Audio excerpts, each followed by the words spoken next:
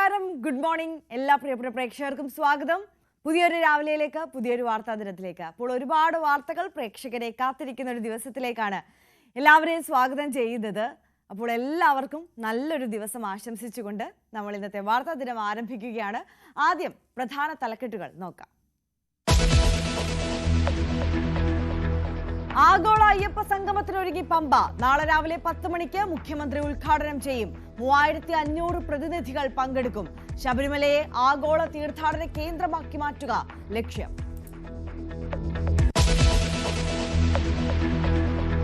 ധർമ്മസ്ഥല ക്ഷേത്രത്തിനെതിരെ ഗൂഢാലോചന എന്ന വാദം പൊളിയുന്നു. തെളിവുകൾ കണ്ടെത്താനായിട്ടില്ലെന്ന് SIT ഹൈക്കോടതിയിൽ. ഗൂഢാലോചന സാധ്യത മാത്രമാണ് അന്വേഷിച്ചതെന്നും SIT. മുൻ ശുചീകരണ തൊഴിലാളിയുടെ മൊഴി രേഖപ്പെടുത്താത്തതിൽ കോടതിയുടെ വിമർശനം. ശബരിമലയിലെ സ്വർണ്ണപ്പാളി വിവാദം നിയമസഭയിൽ ഉന്നയിക്കാൻ പ്രതിപക്ഷം. ഹൈക്കോടതിയുടെ വിമർശനം മുഖ്യായുധമാക്കും. KSU പ്രവർത്തകരെ മുഖം മൂടി അണിയിച്ച് കോടതിയിൽ ഹാജരാക്കിയതും ബഹളത്തിനിടയാക്കും. സഭാ കവാടത്തിലെ UDF MLA-മാരുടെ സമരം താൽക്കാലികമായി അവസാനിപ്പിക്കും. ഗാസ സിറ്റി പിടിച്ചെടുക്കാനുള്ള ഇസ്രയേലിന്റെ ആക്രമണം കനക്കുന്നു. ഗാസയിൽ ഇന്നലെ മാത്രം കൊല്ലപ്പെട്ടത് 100ഓളം പേർ. വംശഹത്യക്കെതിരെ തെരുവിലിറങ്ങി പ്രതിഷേധിക്കണമെന്ന് ഹമാസിന്റെ ആഹ്വാനം. തെക്കൻ ലെബനോനിലേക്കും ഇസ്രയേൽ ആക്രമണം.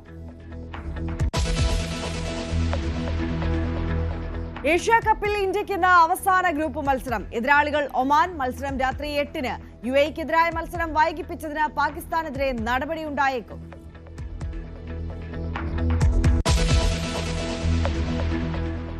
വിശദമായി കടക്കുകയാണ് നമ്മൾ ഓരോ വാർത്തകളിലേക്കും. അപ്പോൾ നമ്മൾ ആദ്യം പോകുന്നത് ഗാസയിലേക്ക് തന്നെയാണ്. അവിടെ നടക്കുന്ന കൂട്ടക്കുരുതിയുടെ വാർത്തകൾ കഴിഞ്ഞ കുറേ കാലമായി നമ്മൾ ചർച്ച ചെയ്യുന്നതാണ്. ഈ കഴിഞ്ഞ ദിവസങ്ങളിൽ ആക്രമണം കൂടുതൽ കടുപ്പിച്ചിരിക്കുകയാണ് ഇസ്രയേൽ എന്നുള്ളത് പ്രേക്ഷകർക്ക് അറിയാവുന്ന കാര്യമാണ്. അപ്പോൾ ഗാസ സിറ്റി പിടിച്ചെടുക്കാനുള്ള ഇസ്രയേലിന്റെ കരയുദ്ധവും ആകാശയുദ്ധവും കനത്തുകൊണ്ടിരിക്കുകയാണ്. ഗാസയിൽ ഇന്നലെ മാത്രം 100ഓളം പേരാണ് കൊല്ലപ്പെട്ടത്. ഇതിൽ 4 കുട്ടികൾ പട്ടിണി കാരണം മരിക്കുകയായിരുന്നു. ഗാസ സിറ്റിയെ കൂടാതെ ദൈറുൽ-ബാല നഗരത്തിലേക്കും ഇസ്രയേൽ സൈന്യമെത്തി.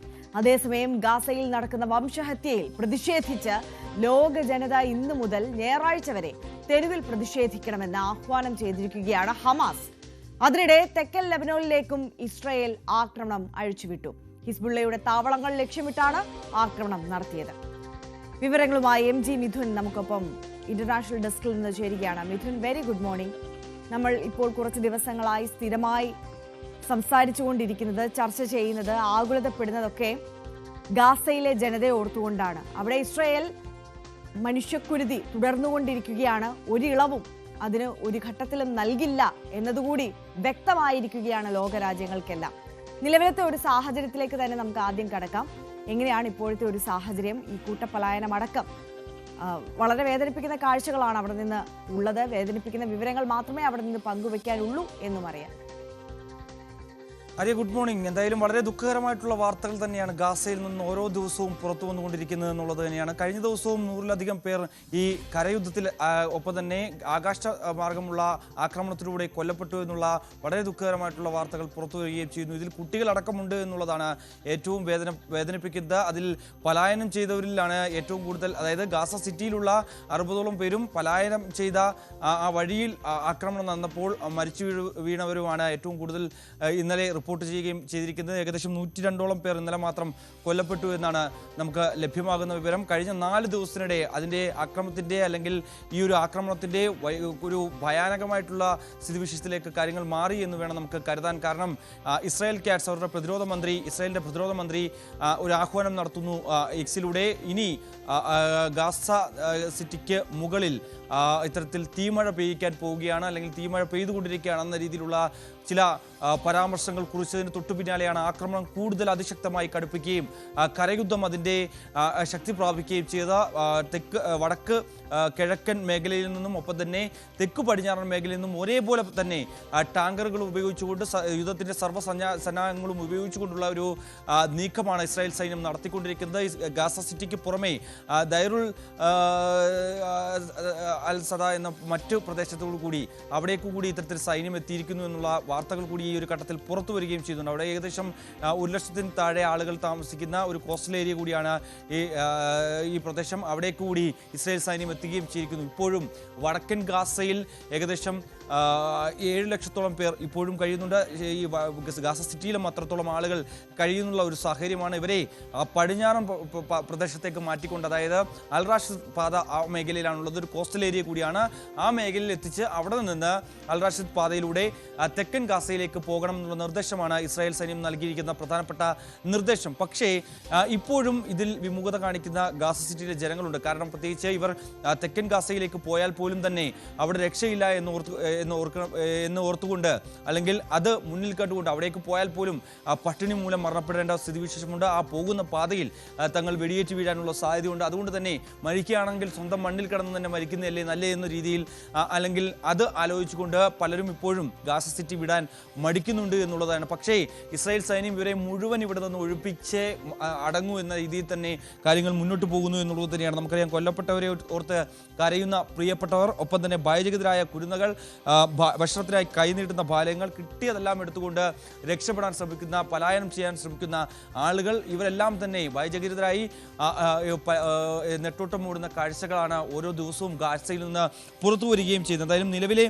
വടക്കൻ ഗാസയിൽ നിന്ന് പലായനം ചെയ്യുന്നവർ ഇത്തരത്തിൽ തെക്കൻ ഗാസയിൽ നിറഞ്ഞിരിക്കുകയാണ്. താൽക്കാലിക ടെന്റുകളിലായി നിരവധി പേരാണുള്ളത് എന്നുള്ളതാണ്. ഒരു ടെന്റിലൊക്കെ താമസിക്കാവുന്നതിനും അധികം ആളുകൾ താമസിക്കുകയാണ്. ഒപ്പം തന്നെ ഭക്ഷണത്തിന്റെ ക്ഷാമം അവിടെ വളരെ രൂക്ഷമാണ്. പട്ടിണി മൂലം പലരും മരണപ്പെടുന്ന സ്ഥിതിവിശേഷം. ഇതിൽ കുരുന്നുകളടക്കം ഒരു ഇറ്റ് വെള്ളം പോലും ലഭിക്കാതെ മരണപ്പെടുന്ന അതിദയനീയമായിട്ടുള്ള സാഹചര്യമാണുള്ളത്. എന്തായാലും 1994 ഇതിനു മുമ്പ് കണ്ടിട്ടുള്ളത് പോലെ തന്നെ അത്രയും വലിയൊരു വംശീയഹത്യ ആണ് നടക്കുന്നത് എന്ന UN-ന്റെ റിപ്പോർട്ടുണ്ടായിരുന്നു. UN-ന്റെ അന്വേഷണ റിപ്പോർട്ട് പുറത്തു വരികയും ചെയ്തായിരുന്നു. അത്തരത്തിൽ ആ വംശീയഹത്യ ഗാസയിൽ ഇസ്രായേൽ നടത്തിക്കൊണ്ടിരിക്കുകയാണ് എന്നുള്ള കണ്ടെത്തൽ, അല്ലെങ്കിൽ അത്തരത്തിലുള്ളൊരു പരാമർശം UN തന്നെ നടത്തിയതിന് പിന്നാലെയാണ് ഇത്തരത്തിലുള്ള ആക്രമണം രൂക്ഷമായിക്കൊണ്ടിരിക്കുകയും ചെയ്യുന്നത് എന്നുള്ളതാണ് ഏറ്റവും ശ്രദ്ധേയമായിട്ടുള്ള കാര്യം. പ്രധാനമന്ത്രി ബെഞ്ചമിൻ നെതന്യാഹു ഈ ആക്രമണത്തിൽ നിന്ന് പിന്നോട്ടില്ല എന്ന് ആവർത്തിച്ച് പറഞ്ഞുകൊണ്ടിരിക്കുന്ന സാഹചര്യം. ഒരു തരത്തിലും ഹമാസിന്റെ അവസാനത്തെ കണ്ണിയെയും ആക്രമിച്ച് കൊലപ്പെടുത്തിയതിനു ശേഷം മാത്രമേ തങ്ങൾ ഗാസ സിറ്റിയിൽ അല്ലെങ്കിൽ ഗാസയിൽ നടത്തുന്ന ഈ ഒരു ആക്രമണം അവസാനിപ്പിക്കൂ എന്ന നിലപാടിൽ ഉറച്ചു നിൽക്കുന്നു എന്നുള്ളത് നയവുമായി ഇസ്രായേൽ ഇത്തരത്തിൽ മുന്നോട്ട് പോയാൽ സാധാരണക്കാരായ എത്രയോ മനുഷ്യരാണ് പിടഞ്ഞു വീണ് മരിക്കാൻ പോകുന്നത്. ഇപ്പോൾ അത്തരത്തിൽ തന്നെയാണ് സംഭവിച്ചുകൊണ്ടിരിക്കുന്നത് എന്നുള്ളത് മിഥുൻ നമുക്കറിയാം. ഈ വംശഹത്യ നോക്കി നിൽക്കുന്നത് തന്നെ, ഒന്നും മിണ്ടാതെ പ്രതികരിക്കാതെ ഇത്തരത്തിൽ കുറ്റകരമായ മൗനം തുടരുന്നത് തന്നെ, അങ്ങനെ അത്തരത്തിൽ തുടർന്നുകൊണ്ടിരിക്കുകയാണ് ലോകരാജ്യങ്ങൾ എന്നുള്ളത് നമുക്കറിയാം. ഈ മറ്റ് ലോകരാഷ്ട്രങ്ങളുടെയൊക്കെ ഒരു പ്രതികരണം ഈ ഘട്ടത്തിൽ പോലും വരുന്നില്ലേ? ഐക്യരാഷ്ട്രസഭ ഈ വിഷയത്തിൽ ഏതൊക്കെ തരത്തിൽ ഇടപെടണമെന്ന് മറ്റ് ലോകരാജ്യങ്ങളോട് ആഹ്വാനം ചെയ്യുന്നുണ്ട്? ഏതൊക്കെ തരത്തിൽ പ്രതികരണങ്ങൾ വരുന്നുണ്ട് ലോകത്തിന്റെ മറ്റു കോണുകളിൽ നിന്ന്? ഇന്നലെ UN രക്ഷാ കൗൺസിൽ ഒരു പ്രമേയം പാസ്സാക്കുന്നതിന് വേണ്ടിയുള്ള നടപടികൾ സ്വീകരിച്ചിരുന്നു. 15 രാജ്യങ്ങളിൽ 14 രാജ്യങ്ങളും ഇതിനോട് അനുകൂലമായി വോട്ട് ചെയ്തപ്പോൾ അമേരിക്ക മാത്രമാണ് ഇത് വീറ്റോ ചെയ്തിരിക്കുന്നത്. അതിലൂടെ വ്യക്തമായ ഒരു സൂചന നൽകുന്നു. ഇസ്രായേൽ നടത്തുന്ന ഈ ഒരു മനുഷ്യക്കുരുതിക്ക് അമേരിക്ക മൗന സമ്മതം നൽകുന്നു, അല്ലെങ്കിൽ പൂർണ്ണമായും അവരുടെ സമ്മതത്തോടു കൂടിയാണ് ഇത്തരത്തിലുള്ളൊരു കൂട്ടക്കുരുതി ഗാസയിൽ നടക്കുന്നതെന്ന് വ്യക്തമാകുന്ന തരത്തിലുള്ള നടപടിയായിരുന്നു ഇന്നലെ അമേരിക്കയുടെ ഭാഗത്തുനിന്നും ഉണ്ടാവുകയും ചെയ്തത്. നമുക്കറിയാം, ഇതിനു മുമ്പും UN-ൽ ഇതുമായി ബന്ധപ്പെട്ടുള്ള ചർച്ചകളിൽ അമേരിക്ക വിട്ടുനിൽക്കുന്നതായിരുന്നു. 6 തവണ ഇതിനു മുമ്പ് ഈ രീതിയിൽ അമേരിക്ക വിട്ടുനിൽക്കുന്ന സാഹചര്യം ഉണ്ടായിരുന്നു. ഇന്നലെ ഈ പ്രമേയം പാസ്സാക്കുന്ന വേളയിൽ അമേരിക്ക ഇത് വീറ്റോ ചെയ്ത് പോകുന്ന കാഴ്ച കാണാൻ സാധിക്കുകയും ചെയ്യുന്നു. അങ്ങനെ ഒരു പരസ്യമായ പിന്തുണ ഇസ്രായേലിന് ഈ വിഷയത്തിൽ അമേരിക്ക നൽകുന്നു എന്നുള്ളത് തന്നെയാണ് വ്യക്തമായ സൂചന കൂടിയാണ് ഈ ഒരു ഘട്ടത്തിൽ പുറത്തു വരികയും ചെയ്യുന്നത്. മറ്റൊന്ന്, അറബ് രാജ്യങ്ങളൊക്കെ തന്നെ ഖത്തറിനെ ആക്രമിച്ചതുമായി ബന്ധപ്പെട്ട് അവർ ഒത്തുകൂടുകയും ഒപ്പം തന്നെ ഇസ്രായേലിനെ ഒരുമിച്ച് പ്രതിരോധിക്കാം എന്നുള്ള രീതിയിൽ ചില നടപടികൾ കൈക്കൊണ്ടതല്ലാതെ മറ്റ് നീക്കുപോക്കുകളോ ഒന്നും തന്നെ ഇതുമായി ബന്ധപ്പെട്ട് ഉണ്ടായിട്ടില്ല എന്നുള്ളതാണ്. ഇപ്പോഴും അനന്തമായി നീണ്ടുപോകുന്ന വെടിനിർത്തൽ ചർച്ചകൾ അത് ഉടൻ തന്നെ യാഥാർത്ഥ്യമാകണമെന്നുള്ള ആവശ്യമാണ് ഇന്നലത്തെ UN രക്ഷാ കൗൺസിൽ ഉയർന്ന പ്രധാനപ്പെട്ട ആവശ്യം. പക്ഷേ ആ ആവശ്യത്തോട് കൂടുതൽ അടുക്കാൻ സാധിക്കുന്നില്ല എന്നുള്ളതാണ്. പ്രത്യേകിച്ച് മധ്യസ്ഥ ചർച്ചകൾ നടക്കേണ്ടതായിട്ടുണ്ട്. പക്ഷേ മധ്യസ്ഥ ചർച്ചകളുമായി ബന്ധപ്പെട്ട നേരത്തെ ഇതിന് ചുക്കാൻ പിടിച്ചിരുന്ന ഖത്തറടക്കമുള്ള രാജ്യങ്ങൾ ഇപ്പോൾ പിന്നോട്ട് പോയിരിക്കുന്ന സാഹചര്യം. അവരുടെ രാജ്യത്തെ ആക്രമിച്ചതിന് പിന്നാലെ ഉച്ചകോടി വിളിക്കുന്നു. അറബ് ലോകരാജ്യങ്ങളെല്ലാം ഒരുമിച്ച് കൂടുന്നു. അതിൽ ഇസ്രായേലിനെതിരെ കടുത്ത പ്രതിരോധ നടപടികളിലേക്കൊക്കെ നീങ്ങാമെന്നുള്ള ഒരു ആഹ്വാനം നടത്തിയതല്ലാതെ അതിനുശേഷം ഗാസയിലെ ഈ കൂട്ടക്കുരുതിയിൽ ഇടപെടാനോ അല്ലെങ്കിൽ മറ്റു കാര്യങ്ങളുമായി ബന്ധപ്പെട്ടുള്ള ചർച്ചകളിലേക്ക് കടക്കാനോ ഇതുവരെയും ഇവർക്കൊന്നും തന്നെ സാധിച്ചിട്ടില്ല എന്നുള്ളതാണ്.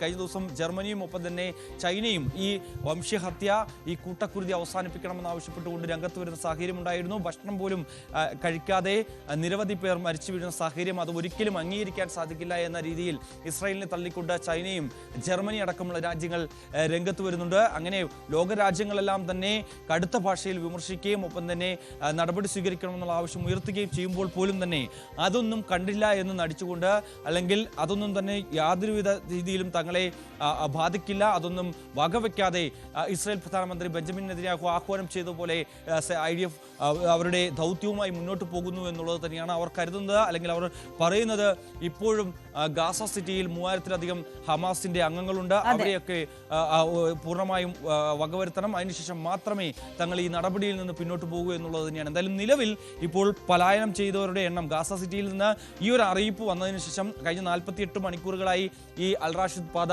തുറന്നിട്ടിരിക്കുകയാണ്.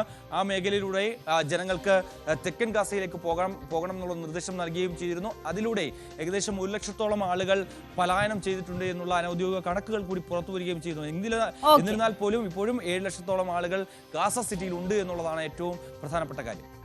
MG മിഥുനാണ് വിവരങ്ങൾ പങ്കുവച്ചത്. മിഥുൻ, തുടരുക. മറ്റൊരു പ്രധാനപ്പെട്ട വാർത്തയുടെ വിശദാംശങ്ങൾ കൂടി ചോദിച്ചറിയേണ്ടതുണ്ട്. കിഴക്കൻ റഷ്യയിൽ ശക്തമായ ഭൂകമ്പം. ഇന്ന് പുലർച്ചെയാണ് റഷ്യയിലെ കംചാറ്റ്സ്കി മേഖലയിൽ 7.8 തീവ്രത രേഖപ്പെടുത്തിയ ശക്തമായ ഭൂകമ്പം അനുഭവപ്പെട്ടത്. ഭൂമിക്കടിയിൽ 10 കിലോമീറ്റർ ആഴത്തിലാണ് ഭൂകമ്പത്തിന്റെ പ്രഭവ കേന്ദ്രം. ഭൂകമ്പത്തിന് പിന്നാലെ സുനാമി മുന്നറിയിപ്പ് നൽകിയിട്ടുണ്ട്. മിഥുൻ, കഴിഞ്ഞ കുറച്ച് ദിവസങ്ങൾക്ക് മുൻപ് ഇതേ പ്രദേശത്ത് തന്നെ ഭൂകമ്പം ഉണ്ടാകുന്ന ഒരു സാഹചര്യം ഉണ്ടായിരുന്നു. ഇപ്പോഴത്തെ ഒരു സ്ഥിതി വിവരം എങ്ങനെയാണ്? ആര്യ, നിലവിൽ ആളപായങ്ങളോ അല്ലെങ്കിൽ മറ്റ് സംഭവവികാസങ്ങളോ ഒന്നും തന്നെ റിപ്പോർട്ട് ചെയ്തിട്ടില്ല എന്നുള്ളതാണ്. ഈ കംചാറ്റ്സ്കി മേഖല എന്ന് പറയുന്നത് കൂടുതൽ ഭൂകമ്പങ്ങൾ റിപ്പോർട്ട് ചെയ്യുന്ന ഒരു മേഖല കൂടിയാണ്. റിംഗ് ഓഫ് ഫയറിൻ്റെ മേഖലയാണ്. അവിടെ കൂടുതൽ ഈ അഗ്നിപർവ്വതങ്ങളും ഒക്കെ സ്ഥിതി ചെയ്യുന്ന ഒരു മേഖല കൂടിയാണ്. അവിടെ സാധാരണഗതിയിൽ ഇത്തരത്തിൽ ഭൂകമ്പങ്ങൾ റിപ്പോർട്ട് ചെയ്യാറുള്ളതായിരുന്നു. പക്ഷേ കഴിഞ്ഞ ഈ അടുത്തിടെ റിപ്പോർട്ട് ചെയ്ത ഭൂകമ്പമായിരുന്നു ഏറ്റവും വലിയ ഒരു ഭൂകമ്പം റിപ്പോർട്ട് ചെയ്തത്. അത് 8.4 റിക്ടർ സ്കെയിലിൽ രേഖപ്പെടുത്തിയ ഭൂചലനമായിരുന്നു. അതിൽ സുനാമി മുന്നറിയിപ്പും ഒക്കെ നൽകുകയും ഒപ്പം തന്നെ വലിയ തിരമാലകളൊക്കെ ആഞ്ഞു വീശുകയും ചെയ്തൊരു പശ്ചാത്തലമുണ്ടായിരുന്നു. പക്ഷേ അത് റഷ്യയ്ക്ക് പുറമെ ജപ്പാനിലും ഒപ്പം തന്നെ അമേരിക്കയിലേക്ക് വരെ ഇത്തരത്തിൽ ഇതിൻ്റെ സുനാമി മുന്നറിയിപ്പുണ്ടായ ഒരു സ്ഥിതിവിശേഷമുണ്ടായിരുന്നു. അത്രത്തോളം ഭീതി പരത്തുന്ന ഒരു ഭൂചലനമായിരുന്നു അന്നുണ്ടായത് എങ്കിൽ നിലവിലെ സാഹചര്യത്തിൽ 7.8 തീവ്രത രേഖപ്പെടുത്തിയ വലിയൊരു ഭൂചലനമാണ് ഉണ്ടായത്. അത് ഭൂമിക്കടിയിൽ ഏകദേശം 10 കിലോമീറ്റർ ആഴത്തിലാണ് ഇതിൻ്റെ പ്രഭവ കേന്ദ്രം എന്നുള്ളതാണ്. എന്തായാലും നിലവിൽ സുനാമി മുന്നറിയിപ്പൊക്കെ നൽകുകയും ചെയ്തിട്ടുണ്ട്. അതീവ സുരക്ഷ മുൻനിർത്തിക്കൊണ്ട് ഈ കോസ്റ്റൽ ഏരിയയിലൊക്കെ താമസിക്കുന്ന ആളുകളെ അടിയന്തര സാഹചര്യത്തിൽ മാറ്റിപ്പാർപ്പിക്കാനുള്ള നിർദ്ദേശമൊക്കെ ഭരണകൂടത്തിന്റെ ഭാഗത്തുനിന്നും ഉണ്ടാവുകയും ചെയ്തിട്ടുണ്ട്. മറ്റു രാജ്യങ്ങളും കരുതലോട് കൂടിയാണ് നിൽക്കുന്നത്. പ്രത്യേകിച്ച് ജപ്പാനും അടക്കമുള്ള രാജ്യങ്ങൾ ആ മേഖലയിലേക്ക് ഈ സുനാമി ആഞ്ഞു വീശാനുള്ള സാധ്യത ഇത്തരത്തിൽ മുന്നോട്ട് വെക്കുകയും ചെയ്തിട്ടുണ്ട്. അത് മുന്നിൽ കണ്ടുകൊണ്ടുള്ള പ്രവർത്തനങ്ങൾ ഇപ്പോൾ ഏകോപിപ്പിക്കുകയാണ്. എന്തായാലും നിലവിൽ മറ്റ് ആളപായങ്ങളോ അല്ലെങ്കിൽ മറ്റ് നാശനഷ്ടങ്ങളോ ഒന്നും തന്നെ ഇതുവരെയും റിപ്പോർട്ട് ചെയ്തിട്ടില്ല എന്നുള്ളതാണ്. MG മിഥുനാണ് വിശദാംശങ്ങളുമായി നമുക്കൊപ്പം ചേർന്നത്. നമുക്കറിയാം, അങ്ങനെ ഏറെ ദിവസത്തെ ചർച്ചകൾക്കും വിവാദങ്ങൾക്കും ഒക്കെ ഒടുവിൽ ആഗോള അയ്യപ്പ സംഗമം നാളെ നടക്കാൻ പോവുകയാണ്. ആഗോള അയ്യപ്പ സംഗമത്തിനായി ഒരുങ്ങിയിരിക്കുകയാണ് പമ്പ.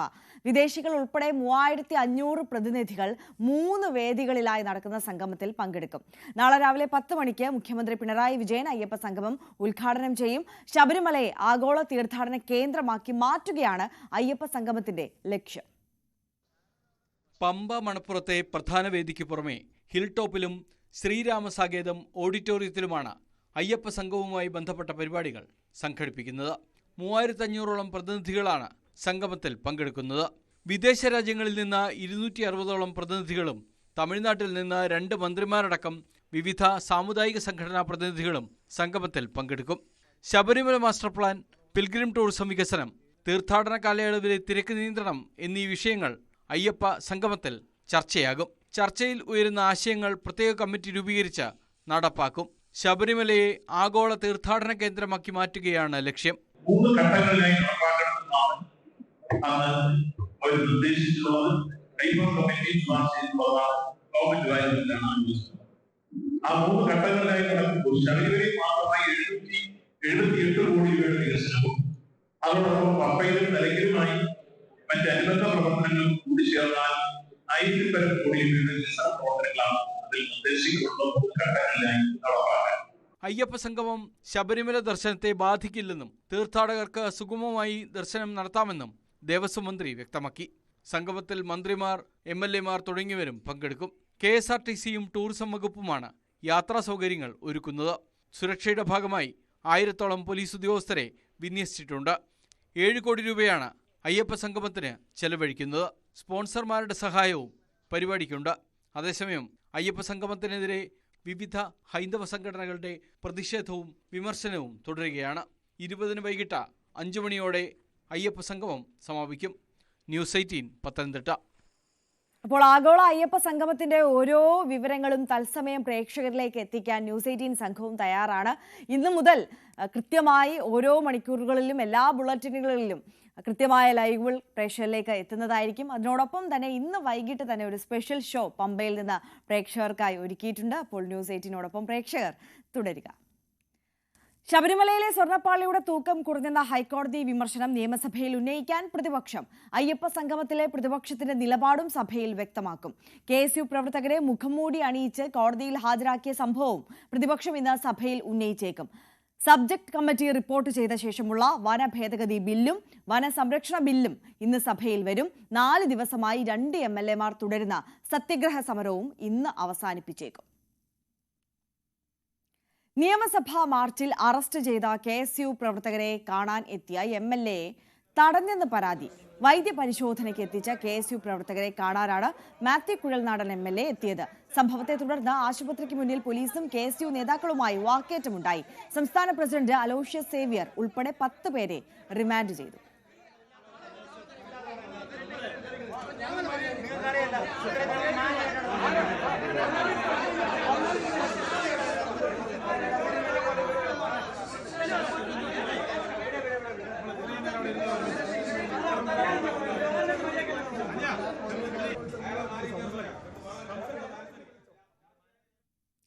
ഇനി നമുക്ക് ധർമ്മസ്ഥലയിലേക്ക് പോയാൽ ധർമ്മസ്ഥല ക്ഷേത്രത്തിനെതിരെ ഗൂഢാലോചന എന്ന വാദം പൊളിയുന്നു. ഇതുവരെ തെളിവുകൾ കണ്ടെത്താനായിട്ടില്ലെന്ന് SIT ഹൈക്കോടതിയെ അറിയിച്ചിരിക്കുകയാണ്. ഗൂഢാലോചന സാധ്യത മാത്രമാണ് അന്വേഷിച്ചതെന്നും SIT കോടതിയിൽ വ്യക്തമാക്കി. അതേസമയം കേസ് പരിഗണിക്കവേ മുൻ ശുചീകരണ തൊഴിലാളി ചിന്നയ്യയുടെ മൊഴി രേഖപ്പെടുത്താത്തതിൽ ജസ്റ്റിസ് നാഗപ്രസന്ന രൂക്ഷ വിമർശനം ഉന്നയിച്ചു. ധർമ്മസ്ഥല ക്ഷേത്രത്തിനെതിരെ ഗൂഢാലോചന നടന്നതായി തെളിവുകൾ കണ്ടെത്താനായിട്ടില്ലെന്ന് SIT കർണാടക ഹൈക്കോടതിയിൽ ബോധിപ്പിച്ചു. ഗൂഢാലോചന വശം മാത്രമാണ് അന്വേഷിച്ചത്. കേസിൽ സാക്ഷികളായ പുരന്ദര ഗൌഡയും തുക്കാറാം ഗൌഡയും സമർപ്പിച്ച റിട്ട് ഫയൽ പരിഗണിക്കവെയാണ് ജസ്റ്റിസ് നാഗപ്രസന്ന ഗൂഢാലോചനയിൽ വ്യക്തത തേടിയത്. ഹർജിക്കാരെ സാക്ഷികളായി പരിഗണിക്കാനും ചൂണ്ടിക്കാട്ടുന്ന പുതിയ ഇടങ്ങളിൽ പരിശോധന നടത്താനും കോടതി SITക്ക് നിർദ്ദേശം നൽകി. കേസിൽ പ്രതിയായ മുൻ ശുചീകരണ തൊഴിലാളി ചിന്നയ്യയുടെ മൊഴി ബെൽത്തങ്ങാടി മജിസ്ട്രേറ്റ് മുൻപാകെ എന്തുകൊണ്ട് രേഖപ്പെടുത്തിയില്ലെന്നും ജസ്റ്റിസ് നാഗപ്രസന്ന ചോദിച്ചു. മൊഴി രേഖപ്പെടുത്താത്തത് അസ്വാഭാവിക നടപടിയാണെന്നും ജഡ്ജി അഭിപ്രായപ്പെട്ടു. അനധികൃത മൃതദേഹ സംസ്കാരങ്ങളെക്കുറിച്ച് കൈവശമുള്ള വിവരങ്ങൾ സെപ്റ്റംബർ 26 നടക്കുന്ന അടുത്ത വാദത്തിൽ സമർപ്പിക്കാനും ഹർജിക്കാരോട് നിർദ്ദേശിച്ചു. ഗൂഢാലോചന ആരോപണം ഉയർന്ന സാഹചര്യത്തിൽ ആക്ഷൻ കമ്മിറ്റി ഭാരവാഹികളുടെ വിശദമായ ചോദ്യം ചെയ്യൽ കഴിഞ്ഞ ദിവസം പൂർത്തിയായിരുന്നു. അതേസമയം കൂടുതൽ മൃതദേഹ ആവശ്യങ്ങൾ കണ്ടെത്തിയ ബംഗളഗുഡയിൽ പരിശോധന തുടരാനാണ് SITയുടെ തീരുമാനം. ന്യൂസ് 18 ധർമ്മസ്ഥല. ഇനി മറ്റൊരു വാർത്തയിലേക്ക് കടന്നാൽ കേരളത്തിന്റെ ചരിത്രത്തിൽ മുറിപ്പാടായി മാറിയ ഒന്നാണ് 2003 മുത്തങ്ങ സമരം. ആദിവാസി ഭൂമി പ്രശ്നത്തിന് പരിഹാരം തേടി അവർ നടത്തിയ പ്രക്ഷോഭം ഒടുവിൽ പോലീസ് വെടിവെപ്പിലും മരണത്തിലും കലാശിച്ചത് എങ്ങനെയാണ്? ആരായിരുന്നു ഈ സമരത്തിന് പിന്നിൽ? എന്തുകൊണ്ടാണ് സർക്കാർ വാഗ്ദാനങ്ങൾ ലംഘിക്കപ്പെട്ടത്? അന്നത്തെ മുഖ്യമന്ത്രിയായിരുന്ന AK ആന്റണിക്ക് പിഴച്ചത് എവിടെയാണ്? മുത്തങ്ങ വെടിവെപ്പുമായി ബന്ധപ്പെട്ട് AK ആന്റണി കഴിഞ്ഞ ദിവസം നടത്തിയ വാർത്താ സമ്മേളനം, എത്രയോ വർഷങ്ങൾക്ക് മുൻപ് നടന്ന ഒരു സംഭവം, അത് ഏതാണ്ട് നമ്മുടെ സമൂഹം മറന്ന മട്ടായിരുന്നു. വീണ്ടും അത് കേരളത്തിന്റെ പൊതുമണ്ഡലത്തിൽ ചർച്ചയാവുകയാണ്. മുത്തങ്ങ വെടിവെപ്പിൽ നൂറ്റാണ്ടുകൾ കഴിഞ്ഞാലും മാപ്പർഹിക്കുന്നില്ല എന്ന CK ജാനുവിന്റെ പരാമർശം, മുത്തങ്ങ സമരനായികയായി വിശേഷിപ്പിക്കപ്പെട്ട CK ജാനുവിന്റെ പരാമർശമൊക്കെ ഇതുമായി ബന്ധപ്പെട്ട ശ്രദ്ധേയമായി. ഇപ്പോഴും ഭൂമി ആദിവാസികൾക്ക് ലഭിച്ചിട്ടില്ല എന്നുള്ളതാണ് അവർ പറഞ്ഞു വെക്കുന്നത്. ശിവഗിരി മുത്തങ്ങ സംഭവങ്ങളിൽ ദുഃഖമുണ്ട് എന്നായിരുന്നു AK ആന്റണി കഴിഞ്ഞ ദിവസം വാർത്താ സമ്മേളനത്തിൽ പറഞ്ഞത്. മറ്റൊന്നുമല്ല, ഈ കേരളത്തിൽ ഇപ്പോൾ നടമാടിക്കൊണ്ടിരിക്കുന്ന പോലീസ് മർദ്ദനങ്ങളുമായി ബന്ധപ്പെട്ട് മുഖ്യമന്ത്രി പിണറായി വിജയൻ നിയമസഭയിൽ മറുപടി പറയുമ്പോൾ അതിന് വളരെ കൃത്യമായി തന്നെ ആന്റണിയുടെയും കരുണാകരൻ്റെയും കാലത്ത് നടന്ന, കോൺഗ്രസ് ഭരണകാലത്ത് നടന്ന പോലീസ് മർദ്ദനങ്ങൾ ചൂണ്ടിക്കാട്ടി CPM-കാർക്ക്, ആദിവാസികൾക്ക്, ശിവഗിരി മഠത്തിലെ നടപടികളൊക്കെ ചൂണ്ടിക്കാട്ടിയാണ് അതിനെ ന്യായീകരിക്കാൻ നമ്മുടെ ഇപ്പോഴത്തെ മുഖ്യമന്ത്രി ശ്രമിച്ചത്. അതിന് മറുപടിയായാണ് AK ആന്റണി പിന്നീട് വാർത്താ സമ്മേളനം നടത്തുകയും മുത്തങ്ങ സമരത്തിൽ തനിക്ക് ഖേദമുണ്ട്, അതുമായി ബന്ധപ്പെട്ട പോലീസ് നടപടിയിൽ തനിക്ക് ഖേദമുണ്ട് എന്നും മറ്റും പറഞ്ഞു വെക്കുകയും ചെയ്തത്. എന്താണ് മുത്തങ്ങ സമരം? ഒരുപക്ഷെ പുതിയ തലമുറയ്ക്ക് ഇതുമായി ബന്ധപ്പെട്ട് കാര്യമായ അറിവുകൾ ഉണ്ടായിരിക്കണം എന്നില്ല. ആദിവാസി സമരം, കുടിൽ കെട്ടിയുള്ള സമര രീതികൾ, സെക്രട്ടേറിയറ്റിന് മുൻപിൽ തുടർച്ചയായി സമരം നടത്തുന്ന ആദിവാസികൾ, ഇതൊക്കെ ഒരു 2000 കാലഘട്ടത്തിലൊക്കെ പതിവായിരുന്നു നമ്മുടെ തലസ്ഥാനത്ത്. പെട്ടെന്നൊരു സുപ്രഭാതത്തിൽ പൊട്ടിവിടുന്ന അല്ല മുത്തങ്ങ സമരം. സമരങ്ങളുടെയും ഒരുപാട് കാലഘട്ടം ഇതിന് പിന്നിലുണ്ട്. 1975 അന്യാധീനപ്പെട്ട ആദിവാസി ഭൂമി തിരിച്ചെടുക്കൽ നിയമത്തെ അസാധുവാക്കിക്കൊണ്ട് UDF-ഉം LDF-ഉം ചേർന്ന് പുതിയൊരു നിയമം കൊണ്ടുവന്ന ഒരു പശ്ചാത്തലം നമ്മൾ ഓർക്കണം. KR ഗൗരിയമ്മ ഒഴികെയുള്ള എല്ലാ MLA-മാരും അത് അനുകൂലിച്ച് നിയമമാക്കി. ആദിവാസി മേഖലകളിൽ നിലനിന്ന ഭൂമി പ്രശ്നത്തിന് നിയമപരമായ പരിഹാരം എന്നത് സംബന്ധിച്ച പ്രതീക്ഷ പോലും ഇതോടെ ഇല്ലാതാവുകയും ചെയ്തു. അന്ന് മുതൽ തന്നെ ആദിവാസികൾ സമരരംഗത്താണ്. സങ്കീർണമായ ഒരുപാട് സമരങ്ങൾ അന്ന് നടന്നു. ഇതിന് ഒരു ഏകീകൃത രൂപവും ഭാവവും ഒക്കെ വരുന്നത് 2001 കാലഘട്ടത്തിലാണ്. CK ജാനുവും ഗീതാനന്ദനുമൊക്കെ ആദിവാസികളുടെ സമരനായകരായി ആ സമയത്താണ് മുന്നോട്ട് വന്നത്. ആദിവാസി മേഖലയിൽ, പ്രത്യേകിച്ച് വയനാട് ജില്ലയിലെ വിവിധ പ്രദേശങ്ങളിൽ പട്ടിണി മരണം ആ സമയത്ത് വ്യാപകമായി എന്നാണ് കണക്കുകൾ. ഈ പ്രതിസന്ധി പരിഹരിക്കണമെന്നാവശ്യപ്പെട്ട് ആദിവാസി ഗോത്ര മഹാസഭയുടെ നേതൃത്വത്തിൽ തിരുവനന്തപുരത്ത് മുഖ്യമന്ത്രി AK ആന്റണിയുടെ ഔദ്യോഗിക വസതിക്ക് മുൻപിലാണ് ഈ സമരം ആദ്യം ആരംഭിക്കുന്നത്. സമരം ചെയ്യാൻ ആദിവാസി ഗോത്ര മഹാസഭാ പ്രവർത്തകർ തിരുവനന്തപുരത്തേക്ക് എത്തുമ്പോൾ ഏതാണ്ട് 30 പേർ പട്ടിണി കൊണ്ട് മരണമടഞ്ഞിരുന്നു എന്നാണ് ഇപ്പോഴും CK ജാനുവും ഗീതാനന്ദനുമായൊക്കെ സംസാരിക്കുമ്പോൾ അവർ പറയുന്നത്. മുഖ്യമന്ത്രിയുടെ ഔദ്യോഗിക വസതിയായ ക്ലിഫ് ഹൗസിന് കുറച്ചു ദൂരം മാറി ദേവസ്വം ബോർഡ് ജംഗ്ഷനിലായിരുന്നു ആദിവാസി ഗോത്ര മഹാസഭയുടെ സമരം. സർക്കാരും രാഷ്ട്രീയക്കാരുമൊക്കെ ഈ സമരവുമായി ബന്ധപ്പെട്ട് യാതൊരു നടപടിയും സ്വീകരിച്ചില്ല. കാര്യമായി ഇതിന് ജനശ്രദ്ധ കിട്ടിയില്ല. കുറേ നാൾ അത്തരത്തിൽ സമരം ചെയ്തു. അതിനുശേഷം അവസാനം അവർ തിരുവനന്തപുരം സെക്രട്ടേറിയറ്റിന് മുന്നിലേക്ക് ഈ സമരം മാറ്റുന്ന ഒരു പശ്ചാത്തലമുണ്ടായി. സമരം ശക്തമായി. കൂടുതൽ ആദിവാസികൾ അങ്ങോട്ടേക്ക് എത്തി. ചില രാഷ്ട്രീയ പാർട്ടികളൊക്കെ ഈ സമരത്തിന് പിന്തുണ പ്രഖ്യാപിക്കുന്ന പശ്ചാത്തലമായി. പിന്നീട് ഇതൊരു കുടിൽകെട്ടൽ സമരമായി മാറുന്ന സാഹചര്യം ഒരുങ്ങുകയാണ്. അതായത് സെക്രട്ടേറിയറ്റിന് മുന്നിൽ കുടികെട്ടി ആദിവാസി കുടുംബങ്ങൾ ഇങ്ങനെ നിൽക്കുന്ന ഒരു പശ്ചാത്തലം. ഇതോടെ പൊതുജന ശ്രദ്ധ ആ സമരത്തിലേക്ക് വന്നു. അവിടെ താമസിച്ച് സമരം നടത്തുന്ന സാഹചര്യം ഉണ്ടാകുന്നു. പോലീസ് ഈ കുടിൽ പൊളിക്കും എന്നുള്ള തരത്തിലുള്ള ഭീഷണികൾ അന്ന് ഉയർന്നു. അന്ന് നിരവധി മുന്നറിയിപ്പുകൾ പോലീസ് ഇവരുമായി ബന്ധപ്പെട്ട് നൽകി. അന്നൊരു ഓണക്കാലമായിരുന്നു. അന്ന് ഓണം ഘോഷയാത്ര ഈ ആദിവാസികളായ സ്ത്രീകളും കുട്ടികളുമൊക്കെ ചേർന്ന് തടയുന്ന കാഴ്ച അത് കേരളത്തിൻ്റെ പൊതുജന ശ്രദ്ധ വല്ലാതെ അങ്ങോട്ടേക്ക് എത്തിച്ചു. ഈ പ്രക്ഷോഭത്തെ അങ്ങനെ വല്ലാതെ അടിച്ചൊതുക്കാൻ പറ്റുന്ന സാഹചര്യമൊന്നും ആയിരുന്നില്ല. കാരണം അത്രത്തോളം ആ സമരം മാധ്യമ ശ്രദ്ധയിലൊക്കെ വന്നൊരു പശ്ചാത്തലമുണ്ടായിരുന്നു. അങ്ങനെ സമരക്കാരെ അറസ്റ്റ് ചെയ്ത് നീക്കിയെങ്കിൽ പോലും ഈ വിഷയം ചർച്ച ചെയ്യാം. അതോടുകൂടി സമരത്തിൻ്റെ ഗൗരവം മനസ്സിലാക്കി സർക്കാർ ചർച്ച ചെയ്യാവുന്ന നിലയിലേക്ക് എത്തുകയാണ്. അന്ന് ആഭ്യന്തരമന്ത്രി കൂടിയായ AK ആന്റണിയുടെ സാന്നിധ്യത്തിൽ ചർച്ച നടക്കുന്നു. ഭൂരഹിതരായ ആദിവാസികൾക്ക് 5 ഏക്കർ കൃഷിഭൂമി നൽകാമെന്നും കേസുകൾ ഒഴിവാക്കാമെന്നും കരാർ നൽകുന്നു. തുടർന്ന് 48 ദിവസം നീണ്ടുനിന്ന സമരം പിൻവലിച്ച് സമരക്കാർ പിൻവാങ്ങുകയാണ്. അവരവരുടെ നാടുകളിലേക്ക് മടങ്ങുകയും ചെയ്യുന്ന പശ്ചാത്തലമാണ്. ഈ ധാരണയിലും കരാറിലുമൊക്കെ വിശ്വസിച്ച് സമരക്കാർ മടങ്ങിപ്പോയി. എന്നാൽ മാസങ്ങൾ കഴിഞ്ഞിട്ടും സർക്കാർ ഇക്കാര്യത്തിൽ ശ്രദ്ധ ചെലുത്തിയില്ല. അതിൽ നമ്മുടെ അന്നത്തെ ഭരണകൂടത്തിന് AK ആന്റണി മന്ത്രിസഭയ്ക്കൊക്കെ വലിയ തോതിലുള്ള വീഴ്ച സംഭവിച്ചു എന്ന് പിന്നീട് കാലം തെളിയിക്കുകയും ചെയ്തു. 2003 ജനുവരി 5 മുത്തങ്ങയിലെ വനമേഖലയിൽ തുടർന്ന് ആദിവാസികൾ കുടിൽ കെട്ടി കയറി സമരം ആരംഭിച്ചു. കുറച്ച് ദിവസങ്ങൾക്കുള്ളിൽ തന്നെ ആദിവാസി ഗോത്ര വിഭാഗത്തിൽപ്പെട്ട 1000-ഓളം പേർ ഈ പ്രദേശത്തേക്ക് എത്തുകയും കുടിൽ കെട്ടുകയും കൃഷി ആരംഭിക്കുകയും ചെയ്തു. ഇതോടുകൂടി വന്യജീവി സങ്കേതത്തിന്റെ ഭാഗമായി ഇവിടെ നിന്ന് ആദിവാസികളെ ഒഴിപ്പിക്കണം എന്ന ആവശ്യവുമായി വലിയൊരു വിഭാഗം രംഗത്ത് വരികയാണ്. എന്നാൽ ഗോത്ര മഹാസഭ ഇവിടെ തങ്ങളുടെ ഒരു ഭരണം പ്രഖ്യാപിച്ചുകൊണ്ട് അവിടെ ഒരു ചെറിയ ഗ്രാമം തന്നെ രൂപീകരിക്കുന്നു, ഭക്ഷണം പാചകം ചെയ്യുന്നു, അവിടെ ഒരു ആവാസ വ്യവസ്ഥ ഉണ്ടാക്കാനുള്ള ശ്രമങ്ങൾ അവർ സൃഷ്ടിക്കുകയാണ്. ഇതിനെതിരെ വനം വകുപ്പ് ഉദ്യോഗസ്ഥർ തുടർച്ചയായി ഇവർക്ക് മുന്നറിയിപ്പ് നൽകിക്കൊണ്ടിരുന്നു. സർക്കാരും ഇവരോട് സമരം നിർത്തണം എന്ന് തുടർച്ചയായി ആവശ്യപ്പെട്ടുകൊണ്ടിരുന്നു.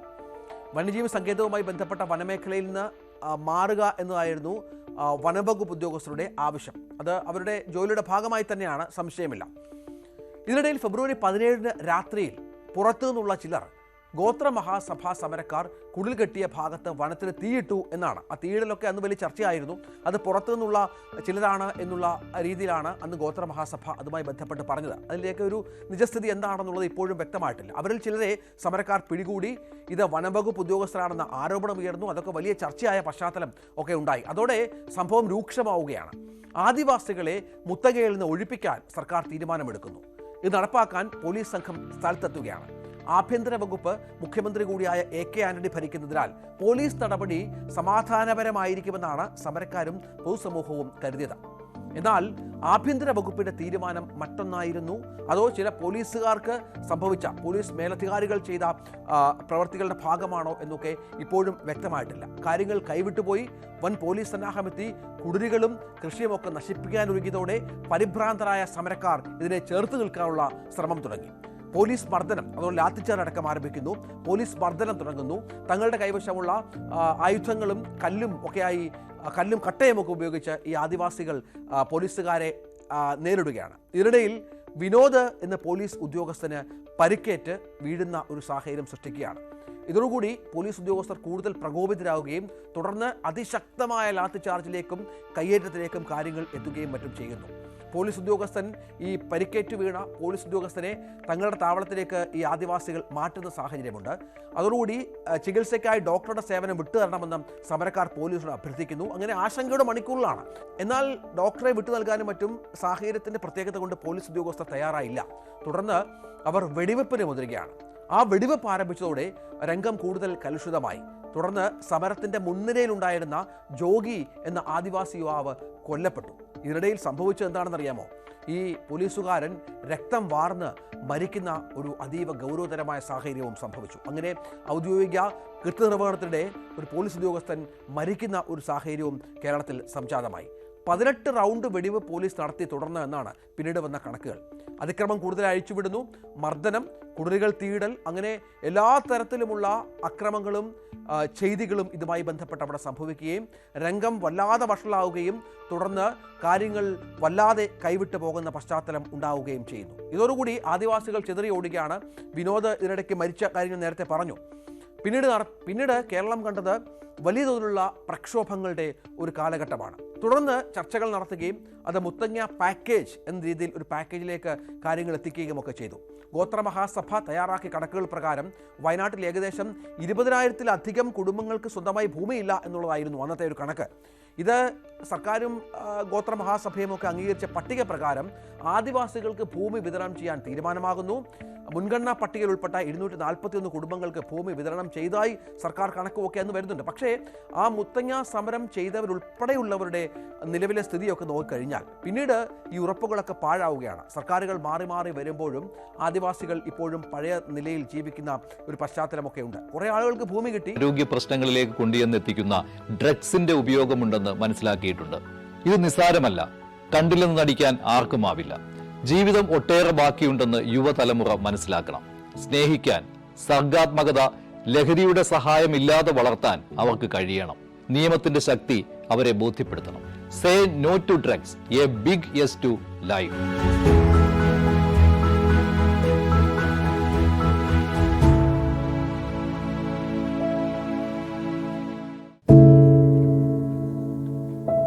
പെരുകുന്ന കുറ്റകൃത്യങ്ങളുടെ വാർത്തകൾ എല്ലാ ദിവസവും വായിച്ച് തളരുന്ന കാലമാണ് മാധ്യമപ്രവർത്തക എന്ന രീതിയിൽ ഇപ്പോൾ. അതിൽ മിക്കതിലും